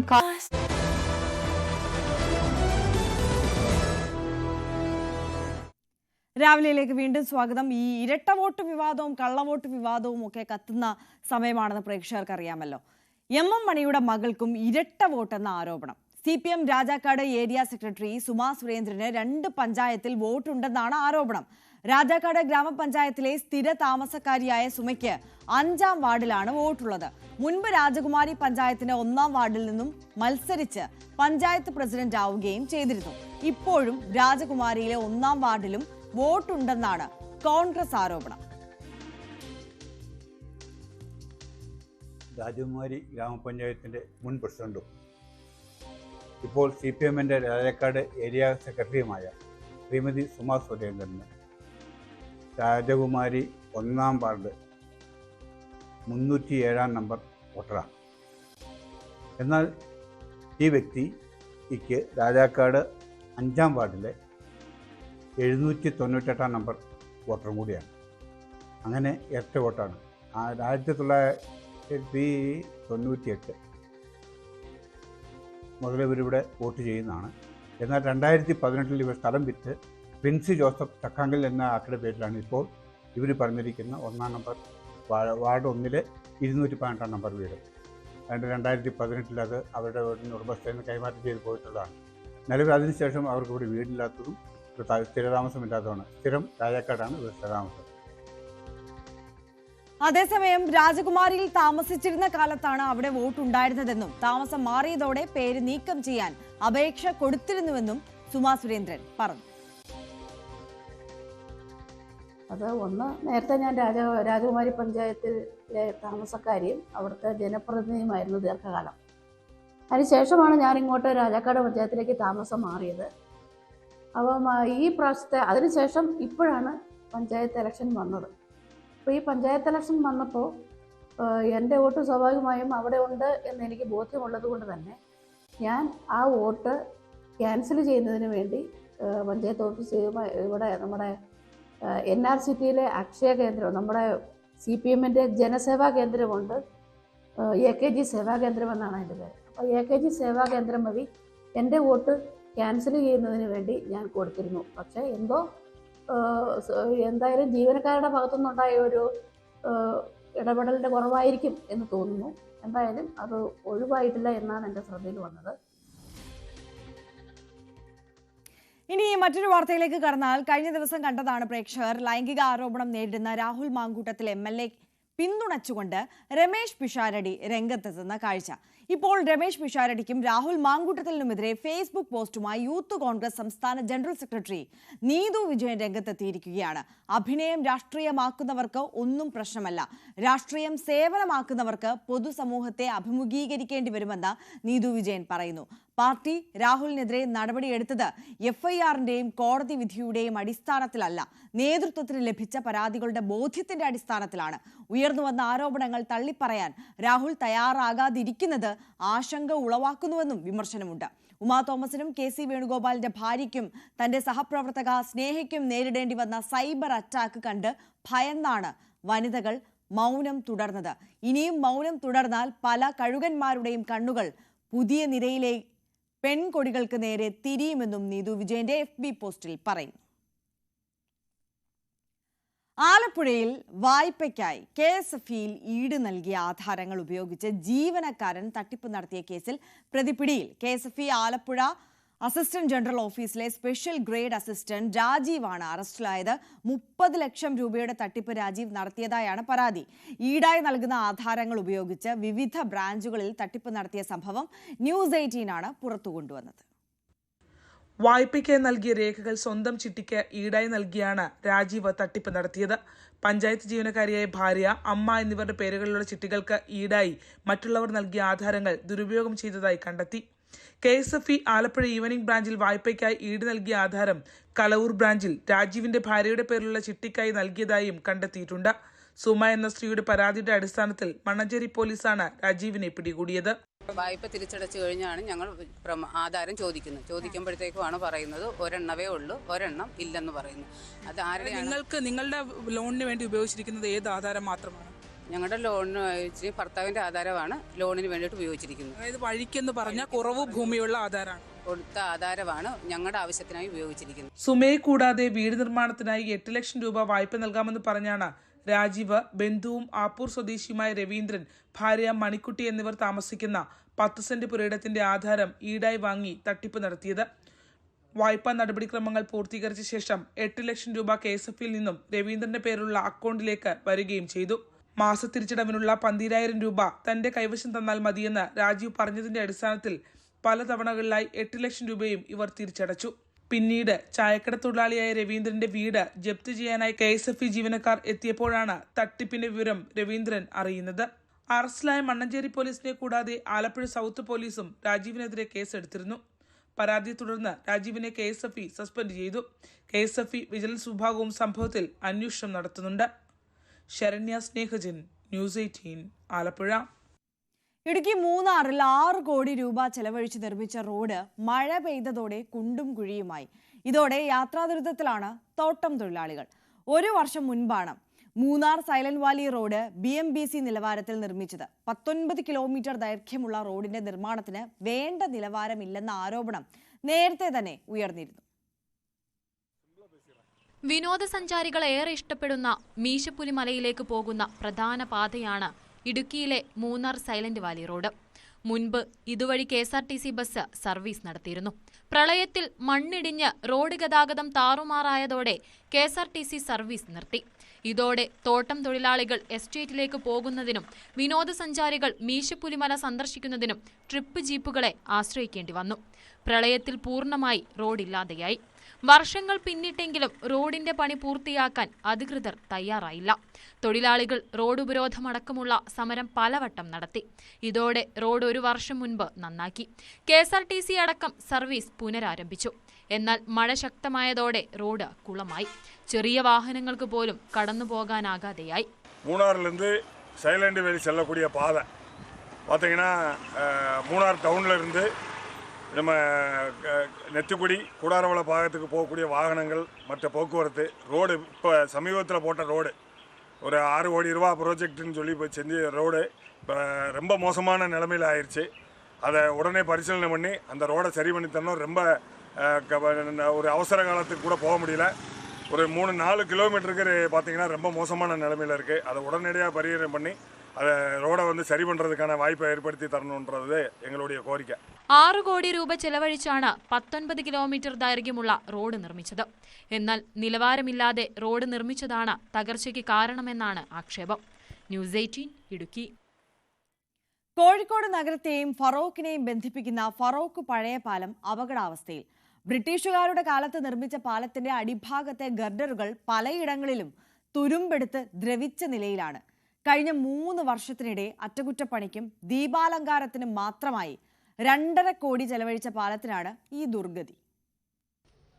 മരാമത്ത് മന്ത്രി മുഹമ്മദ് റിയാസിന്റെ മണ്ഡലമായ ബേപ്പൂരിലെ ഏറ്റവും പ്രധാനപ്പെട്ട വികസന പദ്ധതികളിലൊന്നായിരുന്നു ഫറോക്ക് പാലത്തിന്റെ സൗന്ദര്യവൽക്കരണം. 1.65 കോടി രൂപ ചെലവിൽ പാലത്തിന്റെ മോടി കൂട്ടി ദീപാലങ്കൃതമാക്കിയത് 2 വർഷം മുമ്പാണ്. അതിനും ഏതാനും മാസങ്ങൾക്ക് മുമ്പാണ് 90 ലക്ഷം ചെലവഴിച്ച് നവീകരണ പ്രവൃത്തികൾ നടന്നത്. എന്നാൽ പുറമോടിക്കപ്പുറം പാലത്തിന് ഗുരുതരമായ പ്രശ്നങ്ങളുണ്ടെന്ന് വ്യക്തമാക്കുന്ന ദൃശ്യങ്ങളാണ് പുറത്തു വന്നത്. പാലത്തിന്റെ മധ്യഭാഗത്തെ ഗേഡറുകൾ തുരുമ്പെടുത്ത് ദ്രവിച്ച അവസ്ഥയിലാണ്. ഗേഡറുകളെ തൂണുമായി ബന്ധിപ്പിക്കുന്ന ഇരുമ്പ് ഭാഗം തുരുമ്പെടുത്ത് അടർന്നു വീണിരുന്നു. നേരത്തെ ഇത് റെയിൽവേ പാലമായിരുന്നു എന്നൊക്കെ പൂർവികർ പറയുന്നത് കേട്ടിട്ടുണ്ട്. അത്രയും പഴക്കമുള്ള ഈ പാലത്തിന് ഇതിനെ ബലപ്പെടുത്താനുള്ള കാര്യങ്ങൾ ചെയ്യാതെ അതിൻ്റെ മുകളിൽ പെയിൻ്റ് അടിച്ച് ഡെക്കറേഷൻ ലൈറ്റുകളൊക്കെ കൊടുത്ത് കോടികൾ ചെലവഴിച്ച് നിരുത്തരവാദപരമായിട്ടാണ് നമ്മുടെ ഭരണകർത്താക്കൾ ഇവിടെ ഇത് ചെയ്തു പോയിട്ടുള്ളത്. പാലത്തിന്റെ ബലക്ഷയം പരിഹരിക്കണമെന്നാവശ്യപ്പെട്ട് പഴയപാലം സംരക്ഷണ സമിതി പ്രതിഷേധ പരിപാടികളും ആരംഭിച്ചിട്ടുണ്ട്. പാലത്തിന് മുളകൊണ്ട് പ്രതീകാത്മകമായി താങ്ങു നൽകിയുള്ള സമരം PV അൻവർ ഉദ്ഘാടനം ചെയ്തു. മനുഷ്യാവകാശ കമ്മീഷനൊക്കെ ഇടപെടുകയും കേസെടുക്കുകയും ചെയ്ത ഈ സ്ഥിതിയിൽ മന്ത്രിയുടെ ഓഫീസിൽ നിന്നോ ഗവൺമെന്റിൽ നിന്നോ ഇന്ന് വരെ ഈ കാര്യത്തെക്കുറിച്ച് അക്ഷരം പറഞ്ഞിട്ടില്ല. ടൂറിസം ഡയറക്ടറുടെ ഭാഗത്തുനിന്നൊന്നുമില്ല, PWD മിനിസ്റ്ററുടെ ഭാഗത്തുനിന്നില്ല, ചീഫ് എഞ്ചിനീയറുടെ ഭാഗത്തുനിന്നില്ല. നമ്മൾക്കൊക്കെ ഉള്ള ബന്ധങ്ങൾ വെച്ച് നമ്മളത് അന്വേഷിച്ച് നോക്കുമ്പോൾ ഈ പാലത്തിന് ഒരു സേഫ്റ്റി സർട്ടിഫിക്കറ്റും ഒരാളും കൊടുത്തിട്ടില്ല. ഇന്നത്തെ ഈ ഒരു കണ്ടീഷനിൽ അത് കൊടുക്കാൻ ഒരാൾക്കും കഴിയില്ല എന്നാണ് ഏറ്റവും ഉത്തരവാദിത്തപ്പെട്ട ഡിപ്പാർട്ട്മെന്റ് തലത്തിൽ ഒരു വ്യക്തി എന്നോട് പറഞ്ഞിട്ടുള്ളത്. കഴിഞ്ഞ ഫെബ്രുവരിയിൽ നടത്തിയ ഡ്രോൺ പരിശോധനയിൽ ഗേഡറുകൾ തുരുമ്പെടുത്തത് വ്യക്തമായിരുന്നു. അടിയന്തര അറ്റകുറ്റപ്പണികൾക്കായി 85 ലക്ഷം രൂപയുടെ എസ്റ്റിമേറ്റ് തയ്യാറാക്കി ഭരണാനുമതിക്കായി കാത്തിരിക്കുന്നെന്നാണ് മരാമത്ത് ബ്രിഡ്ജസ് വിഭാഗത്തിന്റെ വിശദീകരണം. ന്യൂസ് 18 കോഴിക്കോട്. പാലക്കാട് പട്ടാമ്പിയിൽ ഭാരതപ്പുഴയിലേക്ക് കക്കൂസ് മാലിന്യം ഉൾപ്പെടെ തള്ളുന്നതായി പരാതി. ഗുരുവായൂർ ഉൾപ്പെടെയുള്ള പ്രദേശങ്ങളിലെ ലക്ഷക്കണക്കിന് ആളുകൾക്ക് കുടിവെള്ളം വിതരണം ചെയ്യുന്ന പദ്ധതിക്ക് സമീപത്തായി നടക്കുന്ന മാലിന്യം തള്ളൽ വലിയ ആശങ്കയാണ് സൃഷ്ടിക്കുന്നത്. ലക്ഷക്കണക്കിന് ആളുകളുടെ കുടിവെള്ള സ്രോതസ്സായ ഭാരതപ്പുഴയിൽ വലിയ അളവിൽ കോളിഫോം ബാക്ടീരിയ സാന്നിധ്യം കണ്ടെത്തിയിരുന്നു. മാലിന്യം തള്ളുന്നത് തടയാൻ നടപടി ഉണ്ടാകുമെന്ന അധികൃതരുടെ വാക്കും പാലിക്കപ്പെട്ടില്ല. ഇതര സംസ്ഥാന തൊഴിലാളികൾ തിങ്ങിപ്പാർക്കുന്ന സ്ഥലത്തെ കക്കൂസ് മാലിന്യം ഉൾപ്പെടെയുള്ളവ ഭാരതപ്പുഴയിലേക്ക് തള്ളുന്നതായാണ് പരാതി.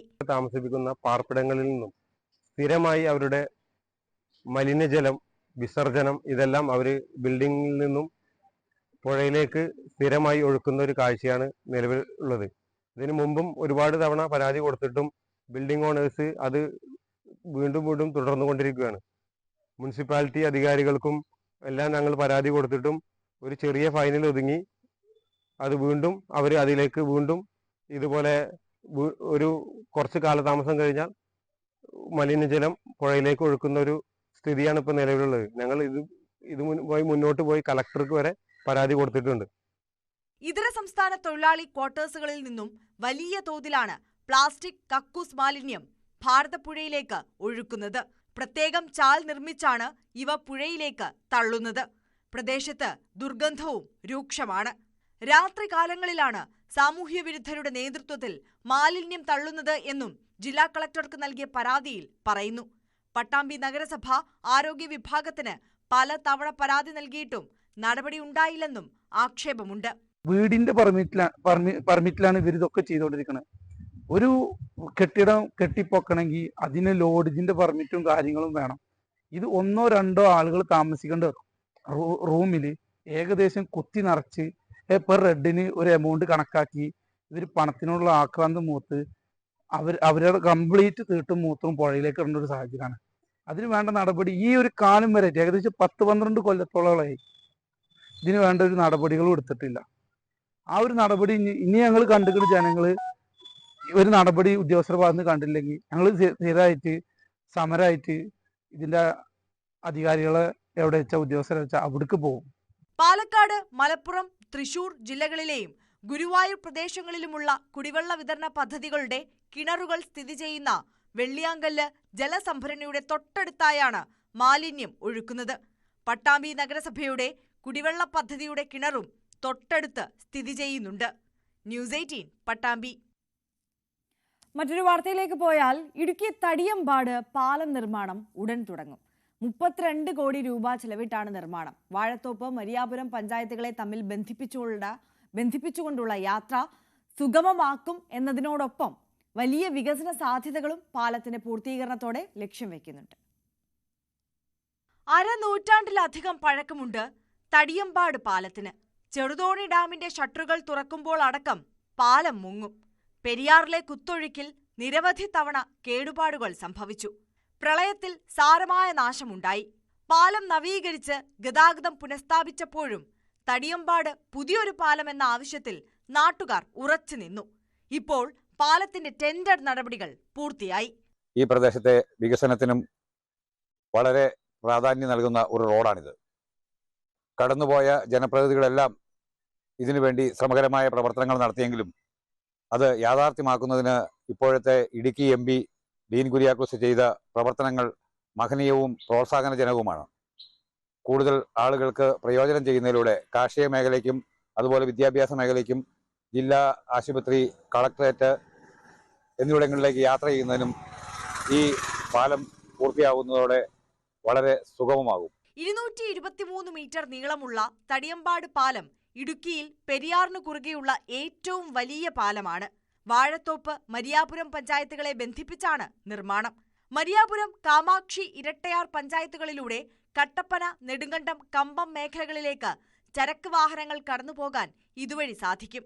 ഗതാഗതത്തോടൊപ്പം പ്രാദേശിക വികസനത്തിനും വിനോദസഞ്ചാര സാധ്യതകൾക്കും തടിയമ്പാട് പാലം ഒരു വഴിത്തിരിവാകും എന്നാണ് നാട്ടുകാരുടെ പ്രതീക്ഷ. ന്യൂസ് 18 ഇടുക്കി. പുനലൂർ നഗരസഭയുടെ പാർക്ക് എന്ന സ്വപ്നം കാടുകയറിയിട്ട് വർഷങ്ങളാവുകയാണ്.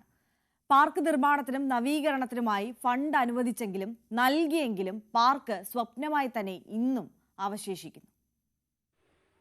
പുനലൂർ നഗരസഭയിൽ കല്ലടയാറിന്റെ തീരത്തായി തൂക്കുപാലത്തിന് സമീപമാണ് നഗരസഭയുടെ പാർക്ക് നിർമ്മാണം. കെ രാജു വനം മന്ത്രിയായിരുന്നപ്പോഴാണ് ആദ്യം ഫണ്ട് അനുവദിച്ചത്. നിർമ്മാണം വർഷങ്ങളോളം ഇഴഞ്ഞു നീങ്ങിയതോടെ സ്ഥലം കാട് കയറി നശിച്ചു. കാട് വെട്ടിത്തെളിക്കാനടക്കം പിന്നീട് പണം അനുവദിച്ചു.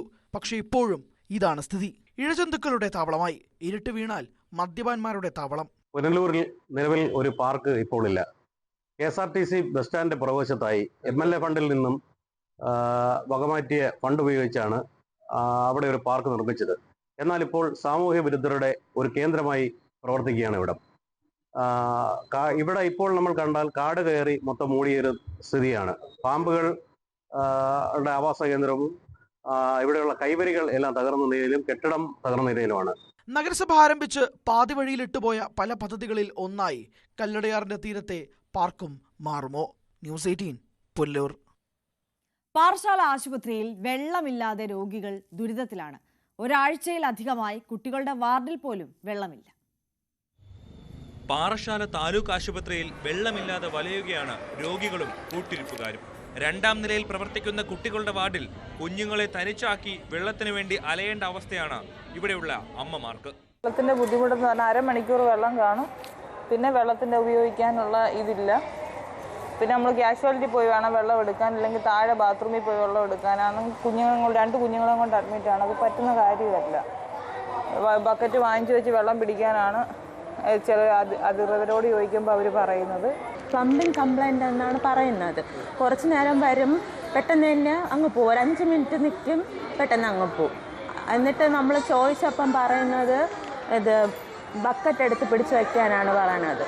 PSC തസ്തികയിൽ നിയമിതനായ പ്ലംബർ അവധിയിൽ പ്രവേശിച്ചതാണ് ഈ ദുരിതങ്ങൾക്ക് കാരണം. ബദൽ സംവിധാനം ഒരുക്കുന്ന കാര്യത്തിൽ അധികൃതർക്കും വീഴ്ച പറ്റി. ഒരു പ്ലംബറാണ് ഉണ്ടെന്ന് പറയും. അദ്ദേഹം എപ്പോൾ വരുന്നുവെന്നോ എപ്പോൾ പോകുന്നുവെന്നോ ആർക്കും അറിയുവാൻ പാടില്ല.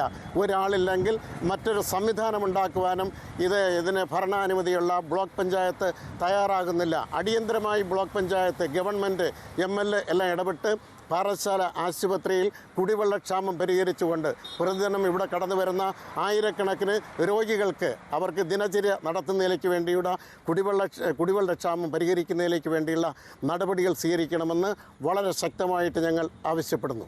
പലതവണ പ്രശ്നം ശ്രദ്ധയിൽപ്പെട്ടിട്ടും അധികൃതർക്ക് കേട്ടമട്ടില്ല. ശാശ്വത പരിഹാരം കാണാത്ത പക്ഷം ശക്തമായ സമരപരിപാടികൾക്ക് തയ്യാറെടുക്കുകയാണ് രാഷ്ട്രീയ പാർട്ടികൾ. ന്യൂസ് 18 പാറശാല. ഇപ്പോൾ മറ്റു വാർത്തകൾ നമുക്ക് നോക്കാം ഒരു ചെറിയ ഇടവേളയ്ക്ക് ശേഷം.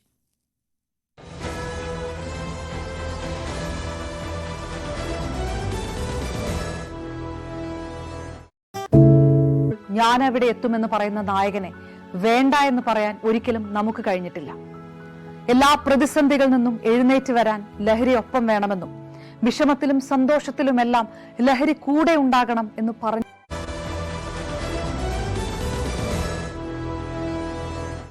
വാർത്തകളിലേക്ക് മടങ്ങിയെത്തുമ്പോൾ ഏഷ്യാ കപ്പിലെ അച്ചടക്ക ലംഘനത്തിൽ പാകിസ്ഥാനെതിരെ ICC നടപടിയെടുക്കും.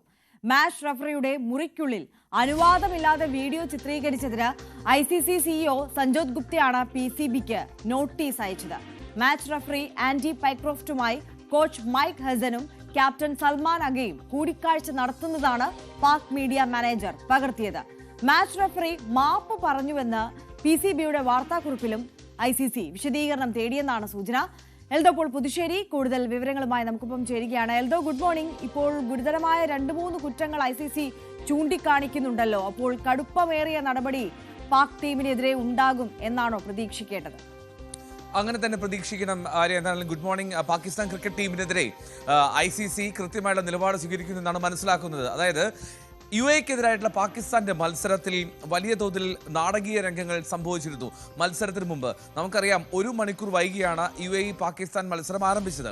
ടോസ് എത്തേണ്ട സമയത്ത് പോലും പാകിസ്ഥാൻ ടീം എത്തിയില്ല ഗ്രൗണ്ടിലേക്ക്. ടീം ഹോട്ടലിൽ തുടർന്നു.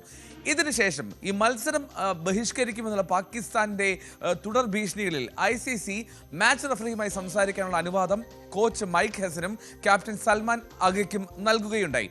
ഈ സമയം മാച്ച് റഫറിയുടെ റൂം എന്ന് പറഞ്ഞാൽ അദ്ദേഹത്തിന്റെ മുറി PMOA എന്ന് പറയും, അതായത് players and match officials area, അതായത് നിയന്ത്രിത മേഖലയാണ്. സ്റ്റേഡിയങ്ങളിൽ ഏതൊരു ക്രിക്കറ്റ് സ്റ്റേഡിയത്തിലും മത്സരങ്ങൾ നടക്കുമ്പോൾ PMOA എന്നുള്ള ഏരിയയിലേക്ക്, ആ പ്രദേശത്തേക്ക് നമുക്ക് ഇപ്പോൾ നമ്മൾ മാധ്യമപ്രവർത്തകർക്കാണെങ്കിൽ പോലും പ്രവേശനമില്ല, അല്ലെങ്കിൽ വീഡിയോ ചിത്രീകരണത്തിന് അനുവാദമില്ല. അത് ഏത് സ്റ്റേഡിയത്തിലും ഒരു നിശ്ചിത സോണായി അത് തിരിച്ച് മാറ്റിവെക്കാറുണ്ട്. അവിടെയാണ് മാച്ച് റഫറി ഉണ്ടാവുക.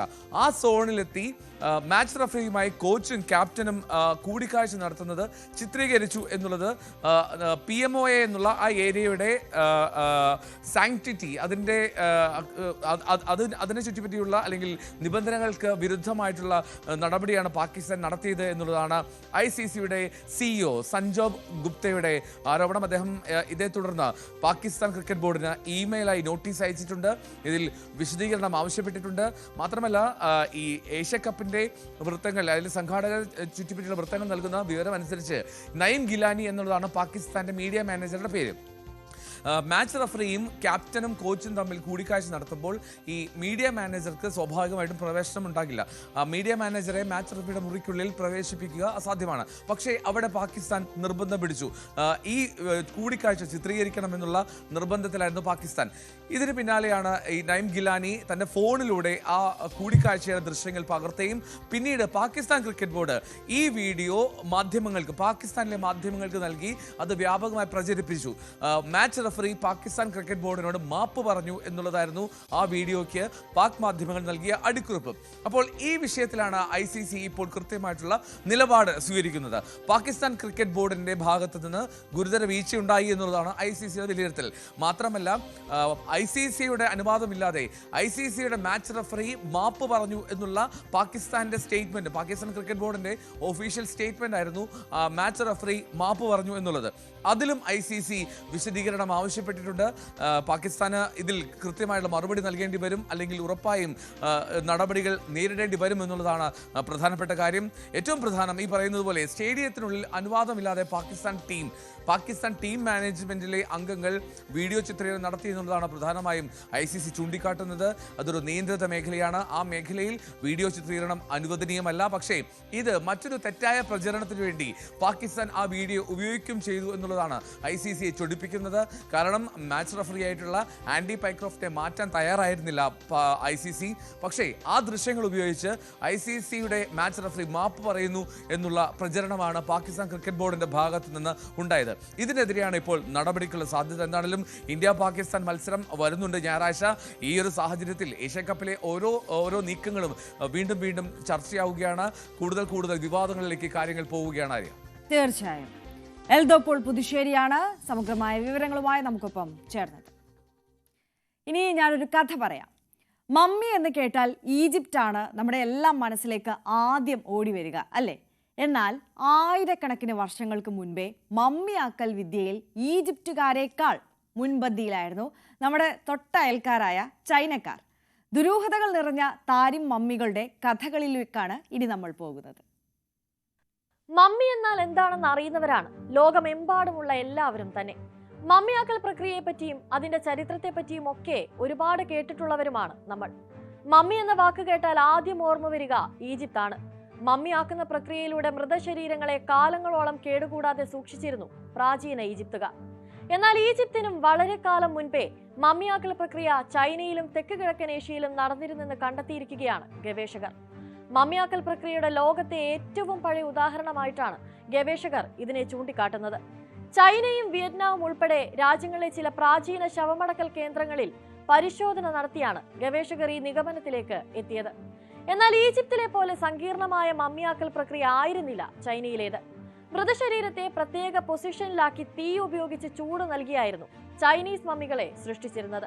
മൃതദേഹത്തെ വളരെ കാലം സൂക്ഷിക്കാനുള്ള ഇത്തരം പ്രക്രിയകൾ പെറു, ചിലെ, പാപ്പുവ ന്യൂഗിനി, ഓസ്ട്രേലിയ തുടങ്ങിയ രാജ്യങ്ങളിലെ ആദിമ സമൂഹങ്ങളും നടത്തിയിരുന്നു. പ്രകൃതിപരമായ സവിശേഷതകൾ കൊണ്ട് മൃതശരീരങ്ങൾ മമ്മിയായ സംഭവങ്ങളുമുണ്ട്. ചൈനയിലെ താരിം മമ്മികളും യൂറോപ്പിലെ ഓട്സിയും ഒക്കെ ഇതിന് മികച്ച ഉദാഹരണങ്ങളാണ്. താരിം മമ്മികൾ ഇന്നും ദുരൂഹമായി നിലകൊണ്ട് ചരിത്ര ഗവേഷകരെ വട്ടം കറക്കുന്നവയാണ്. ഇവയെപ്പറ്റിയുള്ള കൃത്യമായ വിവരങ്ങൾ ശേഖരിക്കാൻ ഇന്നും ശാസ്ത്രജ്ഞർക്ക് ആയിട്ടില്ല. ഗോബിയാണ് ചൈനയിലെ ഏറ്റവും പ്രശസ്തമായ മരുഭൂമി. എന്നാൽ അതിന്റെ നല്ലൊരു ഭാഗം അയൽരാജ്യമായ മംഗോളിയയിലാണ്. തെക്ക് കിഴക്കൻ പ്രവിശ്യയായ സിൻജിയാങ്ങിൽ സ്ഥിതി ചെയ്യുന്ന തക്ലമാക്കൻ മരുഭൂമി പൂർണ്ണമായും ചൈനയ്ക്കുള്ളിലാണ്. മധ്യകാലത്തെ സിൽക്ക് റൂട്ട് കടന്നുപോയിരുന്നത് തക്ലമാക്കൻ ചൈനയുടെ പ്രധാനപ്പെട്ട സാമ്പത്തിക സ്രോതസ്സാണ്. 20-ാം നൂറ്റാണ്ടിന്റെ തുടക്കത്തിൽ Sven Hedin, Albert von Le Coq, sir Aurel Stein തുടങ്ങിയ പ്രഗത്ഭർ ഇവിടെ പര്യവേഷണങ്ങൾ നടത്തിയിരുന്നു. ഇവരുടെ പര്യവേഷണങ്ങളിലൂടെയാണ് താരിം മമ്മികളെ പറ്റി പുറം ലോകം അറിയുന്നത്. സിൻജിയാങ്ങിലെ ലോപ്നൂർ, സുബേഷി, ടർപ്പാൻ, ലൗലാൻ, കുമുൾ, ഘോട്ടാൻ, നിയ, ചർച്ചൻ തുടങ്ങിയ ഇടങ്ങളിൽ നിന്നാണ് കൂടുതൽ മമ്മികളെയും കിട്ടിയിട്ടുള്ളത്. 6 അടിയോളം പൊക്കവും ചുവന്ന തലമുടിയും യൂറോപ്യൻ ശരീരഘടനയുമുള്ള ചാർച്ചാൻമാൻ, ഹാമി മമ്മി, സുബേഷിയിലെ മന്ത്രവാദിനികൾ, സിയോങ്ഹെയിലെ രാജകുമാരി തുടങ്ങി ഒട്ടേറെ മമ്മികളെ ഇവിടെ നിന്ന് കണ്ടെത്തിയിട്ടുണ്ട്. ഇവയിൽ ഏറ്റവും പ്രശസ്തം 1980-ൽ കണ്ടെത്തപ്പെട്ട ചെമ്പൻ തലമുടിയും കമ്പിളി വസ്ത്രങ്ങളുമുള്ള ബ്യൂട്ടി ഓഫ് ലൗലാൻ എന്ന മമ്മിയാണ്. തക്ലമാക്കാനിലെ മമ്മികളുടെ ജനിതകം, ഇവരുടെ രൂപം, വേഷവിധാനം തുടങ്ങിയവയിൽ നടത്തിയ പഠനത്തിൽ വളരെ കൗതുകകരമായ ഒരു കാര്യം ഗവേഷകർക്ക് വ്യക്തമായി. ഈ മമ്മികൾക്ക് ഇന്നത്തെ ചൈനീസ് ജനതയുമായി യാതൊരു ബന്ധവുമില്ല. ജനിതകപരമായും സാമൂഹികപരമായും ഇവ മറ്റാരോ ആണ്. കൂടുതൽ പഠനങ്ങളിൽ ഇവർ യൂറോപ്പിൽ നിന്നോ മധ്യേഷ്യയിലെ മലകളിൽ നിന്നോ വന്നവരാണെന്ന സാധ്യതയാണ് തെളിഞ്ഞത്. അപ്പോൾ അതാണ് ഒരു മമ്മി കഥ. അനുശ്രീ തയ്യാറാക്കിയ റിപ്പോർട്ടാണ് പ്രേക്ഷകർ കണ്ടത്. അപ്പോൾ ഇനി നമ്മൾ മറ്റൊരു റിപ്പോർട്ടിലേക്ക് കടക്കുകയാണ്. നമ്മളെല്ലാവരും എല്ലാ ദിവസവും ഇപ്പോൾ ആശങ്കപ്പെടുന്നത് സ്വർണ്ണ വിലയെ ഓർത്താണ്, അല്ലേ? ഓരോ ദിവസവും അതിങ്ങനെ കുതിച്ചുയർന്നുകൊണ്ടിരിക്കുകയാണ് എന്നുള്ള വാർത്തയാണ് നമുക്ക് മുന്നിലേക്ക് എത്തുന്നത്. അപ്പോൾ ഓരോ ദിവസവും ഈ സ്വർണ്ണവില ഇത്തരത്തിൽ റെക്കോർഡുകൾ ഭേദിച്ച് മുന്നോട്ട് പോകുമ്പോൾ സമീപ ഭാവിയിൽ ഒരു പവന് 1 ലക്ഷം രൂപ തന്നെ ആകുമോ, 1 ലക്ഷം രൂപ കടക്കുമോ എന്ന് പലരും ആശങ്കപ്പെടുന്നുണ്ട്. സ്വർണ്ണവില ഇങ്ങനെ കുതിച്ചു വരാൻ എന്താണ് കാരണം എന്ന് നമുക്ക് നോക്കാം. സാധാരണക്കാരനായ ഒരു നിക്ഷേപകൻ ഈ സാഹചര്യത്തിൽ എന്താണ് ചെയ്യേണ്ടത് എന്ന് നോക്കാം. വിവാഹിതരാകാൻ പോകുന്നവരാണോ നിങ്ങൾ? വിവാഹത്തിന് സ്വർണം വാങ്ങാൻ ഉദ്ദേശിക്കുന്നുണ്ടോ? എന്നാൽ വേഗം സ്വർണ്ണക്കടയിലേക്ക് പോയിക്കോളൂ. കഴിയുമെങ്കിൽ ഈ വീഡിയോ കാണുന്ന ദിവസം തന്നെ. കാരണം സ്വർണ്ണവിലയിൽ വലിയൊരു കുതിപ്പുണ്ടാകാൻ സാധ്യതയുണ്ട്. ഈ വർഷം പെട്ടെന്ന് സ്വർണ്ണവില പവന് 70,000 80,000 ഒക്കെ കടന്നപ്പോൾ നിങ്ങൾ ഞെട്ടിയില്ലേ? എന്നാൽ വന്നതൊക്കെ വെറും സാമ്പിൾ വെടിക്കെട്ട് മാത്രമാണ്. തൃശൂർ പൂരം കാണാൻ കിടക്കുന്നതേയുള്ളൂ. ഉടൻ തന്നെ സ്വർണം പവന് 1 ലക്ഷം രൂപ കടന്നാലും അത്ഭുതപ്പെടാനില്ല. ഇതെന്താണെന്നല്ലേ വിശദീകരിക്കാം. അമേരിക്കൻ കേന്ദ്ര ബാങ്കായ ഫെഡറൽ റിസർവ് അവരുടെ അടിസ്ഥാന പലിശ നിരക്ക് 0.5% കുറച്ചതാണ് സ്വർണ്ണവിലയിലെ കുതിപ്പിന് കാരണം. ഇന്ത്യക്ക് താരിഫ് വർധനയിലൂടെ ഇരുട്ടടി സമ്മാനിച്ച US പ്രസിഡന്റ് ഡൊണാൾഡ് ട്രംപിന്റെ നിലപാടുകളും ഇതിനെ സ്വാധീനിച്ചിട്ടുണ്ട്. അമേരിക്കയ്ക്കുണ്ടായ ഉയർന്ന കടവും തൊഴിൽ പ്രതിസന്ധിയും വിലവർധനവിനും കാരണം ജോ ബൈഡൻ ഭരണകൂടമാണെന്നായിരുന്നു അധികാരത്തിലെത്തുന്നതിന് മുൻപ് അദ്ദേഹത്തിന്റെ വാദം. അവസാനം മേക്ക് അമേരിക്ക ഗ്രേറ്റ് അഗെയിൻ എന്ന മുദ്രാവാക്യവുമായി ട്രംപ് അധികാരത്തിൽ കയറി. പിന്നാലെയാണ് US-ന് സാമ്പത്തിക നേട്ടം ഉണ്ടാകുമെന്നുള്ള ധാരണയിൽ അദ്ദേഹം ഇന്ത്യ ഉൾപ്പെടെയുള്ള രാജ്യങ്ങൾക്ക് മേൽ ഉയർന്ന താരിഫ് ചുമത്തുന്നത്.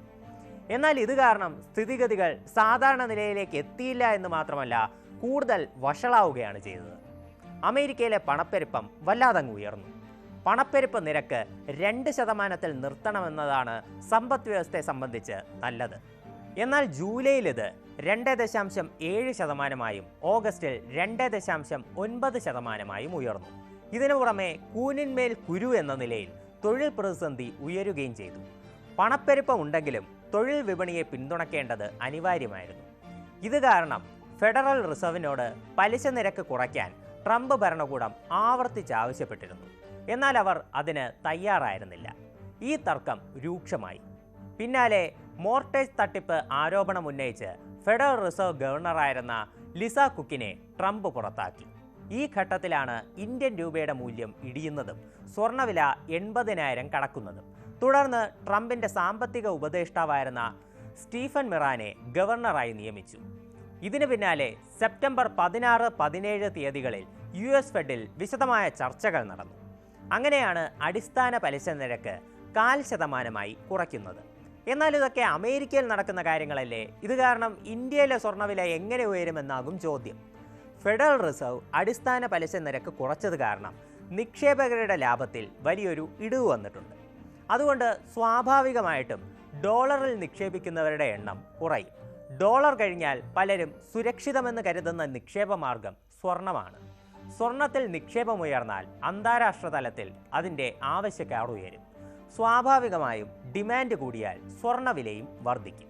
നിലവിൽ US ഫെഡ് കുറച്ച പലിശ നിരക്ക് ഈ വർഷം 2 തവണ കൂടി കുറയ്ക്കാൻ സാധ്യതയുണ്ടെന്നാണ് റിപ്പോർട്ട്. അങ്ങനെയാണെങ്കിൽ സ്വർണ്ണവില ലോക മാർക്കറ്റിൽ ക്രമാതീതമായി വർദ്ധിക്കും. ഇതിൻ്റെ പ്രതിഫലനം ഉറപ്പായിട്ടും ഇന്ത്യയിലും കാണാൻ സാധ്യതയുണ്ട്. അങ്ങനെയാണെങ്കിൽ നേരത്തെ പറഞ്ഞതുപോലെ സ്വർണ്ണവില 1 ലക്ഷം കടന്നാലും അത്ഭുതപ്പെടേണ്ടതില്ല. എന്നാൽ ഡോളറിലുള്ള നിക്ഷേപം കുറയുന്നത് ഇന്ത്യൻ രൂപയ്ക്ക് നേട്ടമാകാനും സാധ്യതയുണ്ട്. ഒപ്പം നിക്ഷേപകർ ഇന്ത്യ ഉൾപ്പെടെയുള്ള വികസ്വര രാജ്യങ്ങളിൽ ഇൻവെസ്റ്റ്മെന്റ് വർദ്ധിപ്പിക്കും. ഇത് സ്വർണത്തിന്റെ ഇറക്കുമതിയെ ഉൾപ്പെടെ സ്വാധീനിക്കാനും സാധ്യതയുണ്ട്. അങ്ങനെയാണെങ്കിൽ സ്വർണ്ണവിലയിൽ ക്രമാതീതമായൊരു കുതിപ്പ് ഉടനൊന്നും പ്രതീക്ഷിക്കേണ്ട. എന്തായാലും ട്രംപ് തന്ന ഈ പണിയുടെ ഫലം എന്താകുമെന്നറിയാൻ നമുക്ക് കുറച്ചുകൂടി കാത്തിരിക്കാം. അപ്പോൾ അജയ് സുധാ ബിജു തയ്യാറാക്കിയ റിപ്പോർട്ടാണ് പ്രേക്ഷകർ കണ്ടത്. അപ്പോൾ അജയ് സൂചിപ്പിച്ചതുപോലെ തന്നെ അങ്ങ് അമേരിക്കയിലെ സമ്പദ് വ്യവസ്ഥയിൽ ഉണ്ടാകുന്ന പ്രശ്നങ്ങളും മാറ്റങ്ങളും ഒക്കെ നമ്മൾ ഇവിടെ ഇരിക്കുന്ന സാധാരണക്കാരായ മനുഷ്യരുടെ ജീവിതത്തെ പോലും എത്രത്തോളം പ്രതികൂലമായും ഒക്കെ ബാധിക്കുന്നുണ്ട് എന്നുള്ളതാണ് നമ്മൾ ഇതിൽ നിന്ന് മനസ്സിലാക്കേണ്ട കാര്യം. എന്തായാലും അജയ് പറയുന്നത്, നിങ്ങൾ സ്വർണം വാങ്ങിക്കാൻ ഉദ്ദേശിക്കുന്നുണ്ടെങ്കിൽ അത് ഇപ്പോൾ തന്നെ വാങ്ങിക്കുന്നതായിരിക്കും നല്ലത്. ഇനി വരും ദിവസങ്ങളിൽ കൂടുതൽ വില ഉയരാനുള്ള സാധ്യതയാണ് വരാൻ പോകുന്നത് എന്നുള്ളതാണ്. അപ്പോൾ ഇനി നമ്മൾ രാവിലെയിൽ സ്പെഷ്യൽ ഡേ സെഗ്മെന്റിലേക്കാണ് കടക്കാൻ പോകുന്നത്. ആരാണ് സ്പെഷ്യൽ ഡേയിൽ നമുക്കൊപ്പം ചേരുന്നത് എന്ന് നോക്കാം. തിരുവനന്തപുരം നെയ്യാറ്റിൻകര വലിയവിള സ്വദേശി അനിരുദ്ധിന്റെ 14ാം ജന്മദിനമാണിന്ന്. അച്ഛൻ രാകേഷും അമ്മ രശ്മിയുമാണ് ആശംസകളുമായി നമുക്കൊപ്പം ചേരുന്നത്. അപ്പോൾ അനിരുദ്ധിന് അച്ഛൻ്റെ അമ്മയുടെ ഒക്കെ ആശംസകൾ അറിയിക്കുന്നതിനോടൊപ്പം ന്യൂസ് 18 കുടുംബത്തിലെ എല്ലാവിധ ആശംസകളും അറിയിക്കുകയാണ്. എ വെരി ഹാപ്പി ബർത്ത്ഡേ മോനെ. അപ്പോൾ നമ്മൾ രാവിലെയുടെ സമയം ഇവിടെ അവസാനിക്കുകയാണ്. എല്ലാ പ്രേക്ഷകർക്കും ഒരിക്കൽ കൂടി ഒരു നല്ല ദിവസം ആശംസിക്കുന്നു. ഇനി ഇടവേളയ്ക്ക് ശേഷം പ്രേക്ഷകർക്ക് പോലീസ് പെട്രോൾ കാണാം.